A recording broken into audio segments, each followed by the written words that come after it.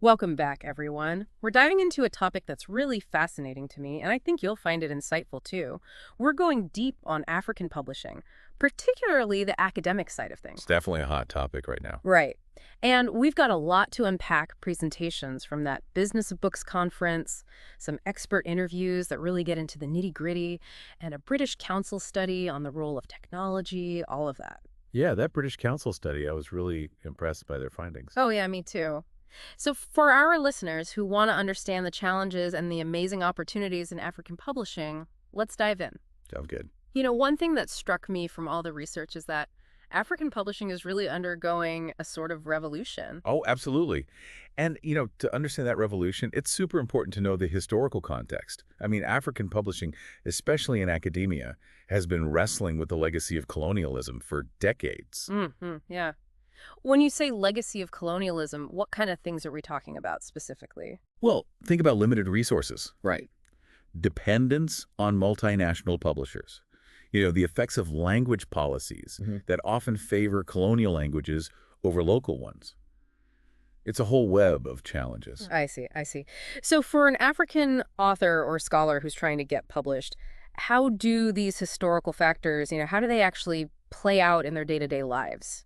Let's take academic textbooks as an example. Okay. A lot of universities in Africa, they still heavily rely on textbooks produced by Western publishers. Hmm. And this can create this cycle, right, where African scholars are writing for an audience that's essentially defined by these Western publishers. Oh, that's interesting. So, they're perpetuating a system that's not necessarily prioritizing their own perspectives. Got it. So it's not just about getting published. It's also about, like, who controls the narrative? Who decides what knowledge is valuable and gets disseminated? Exactly. Yeah. That's it, precisely.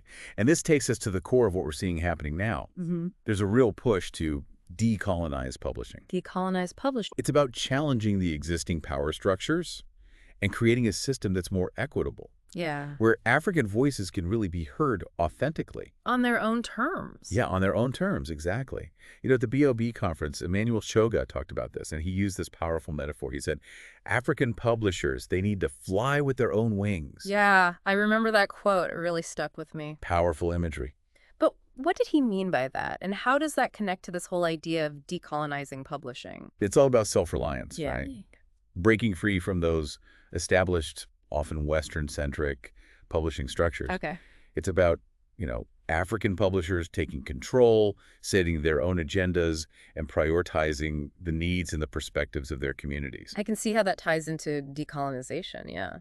But what does that actually look like on a practical level? I mean, how do you achieve that kind of self-reliance in publishing? Right. Well, it's multifaceted. Yeah. So on one hand, it means reducing that reliance on these big multinational companies Okay. by developing stronger local publishing infrastructure, Right.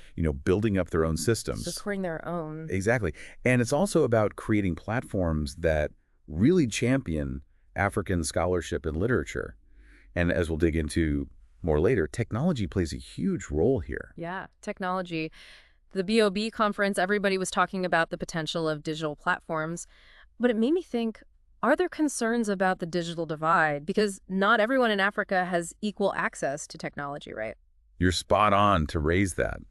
While technology's got this incredible potential, the digital divide is a real issue.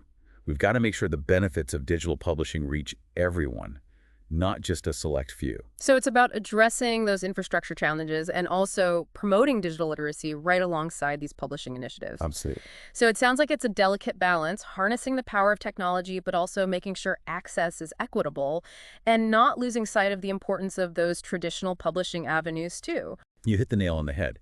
It's about creating a diverse publishing landscape where different approaches can work together, right? There's no one-size-fits-all solution.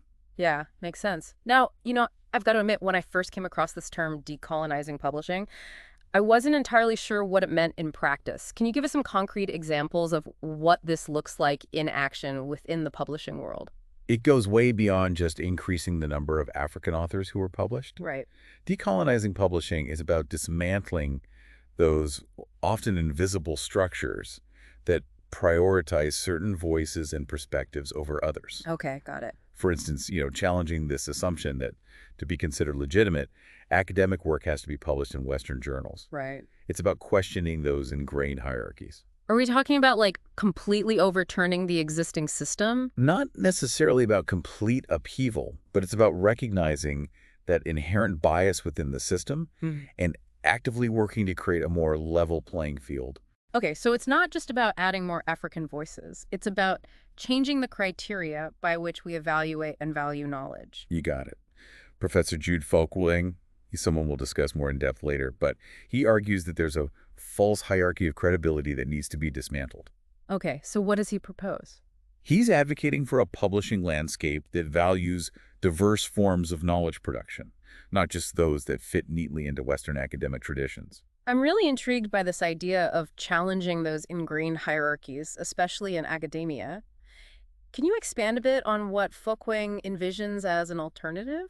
Well, he talks about a system that recognizes the expertise and knowledge that are already present within African communities, Yeah.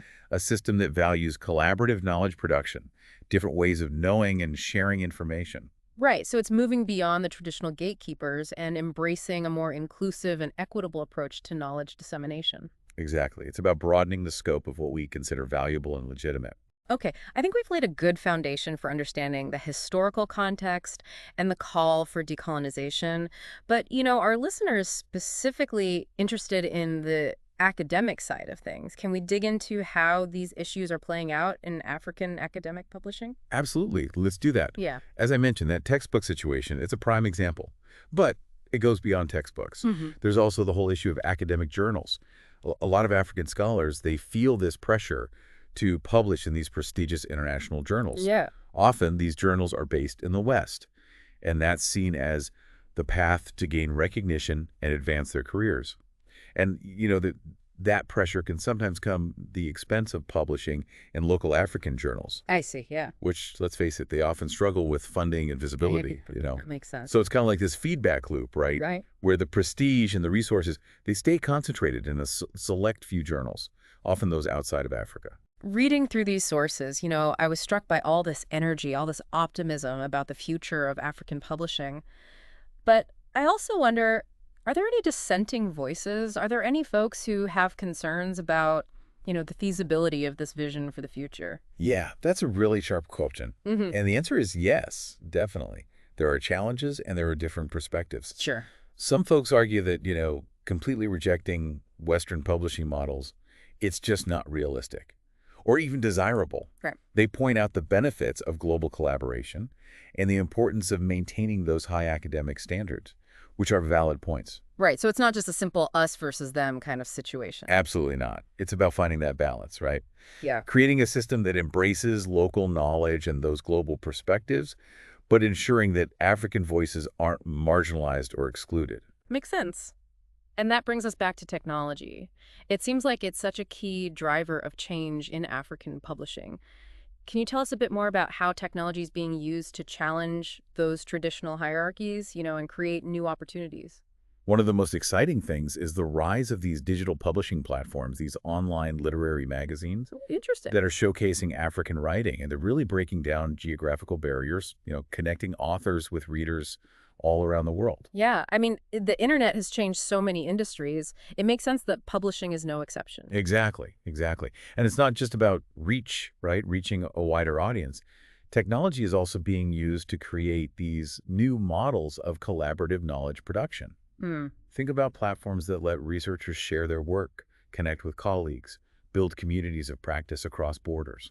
Okay, so we've talked about challenges, the call for decolonization, the role of technology. What about the readers? How is all this shifting impacting reading habits in Africa? That British Council study we talked about earlier, Hmm. they found that there's this growing appetite for locally produced content, especially among young people. Really? They're discovering and engaging with African literature in totally new ways. I bet that's also influenced by this whole new generation of African writers who are emerging, telling stories that really resonate with those younger audiences. Absolutely. You see this vibrancy, this diversity Yeah. in contemporary African writing. It's super exciting. Mm. These writers are exploring themes of identity, history, social justice in really fresh, innovative ways. Can you give us any examples that come to mind? Oh, there's so many talented writers out there. But just one example, look at the rise of speculative fiction, Afrofuturism. Mm. These genres are pushing boundaries, challenging those traditional, often Western, narratives. They're reimagining the future through an African lens. Wow, that's fascinating.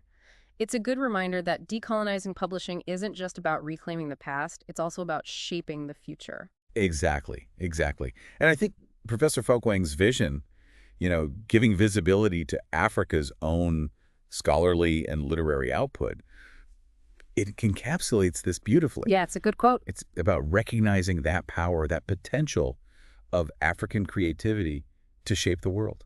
As someone who's really interested in African literature, I have to ask, what can I do? What can people outside of Africa do to support this movement, to help amplify these voices and create a more equitable publishing landscape? That's a great question, and it shows how this is a global conversation. Yeah. There's lots you can do. One simple but powerful thing is just seeking out and reading works by African authors. Okay, something anyone can do. Exactly. And it's not just about reading, right? Right. You can also support African publishers, support literary initiatives, buy books directly from them, donate to organizations that promote literacy, even volunteer your time, your skills. So it's about being an active participant, not just a consumer. Exactly. It's about understanding that we're all connected in this global publishing landscape. We all have a role to play in creating a more just system. Yeah, it really feels like we're at this crucial moment, a time of immense potential for African publishing. I agree. A moment that calls for collaboration, innovation, and a willingness to really challenge those old assumptions about, knowledge, power, who gets to tell the story. So as we wrap up this part of our deep dive into African publishing, let's recap some of the key things we've learned. Yeah, we started by looking at those historical challenges, right? Colonialism, economic limitations, the dominance of Western publishing. But we also saw this powerful movement for change, driven by these new generations of writers, readers, folks advocating for decolonization and that transformative potential of technology. And it's clear this isn't just about publishing. It's about a bigger shift in how we understand and value knowledge, a shift toward a more inclusive world where all these voices can be heard and celebrated.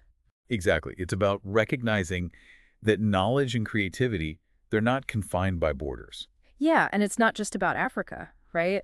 This impacts how we think about knowledge and creativity globally. Exactly. It's a much broader conversation. Well, it's been a fascinating journey exploring this evolving landscape of African publishing.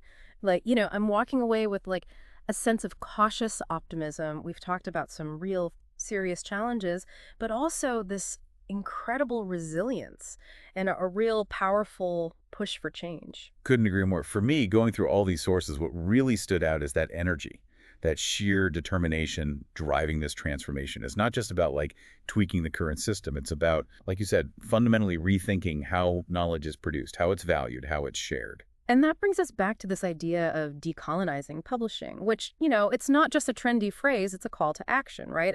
A challenge to dismantle those really deep-seated hierarchies that we've been talking about. Exactly, you got it. And, Professor Folkwang, his work really underscores this point.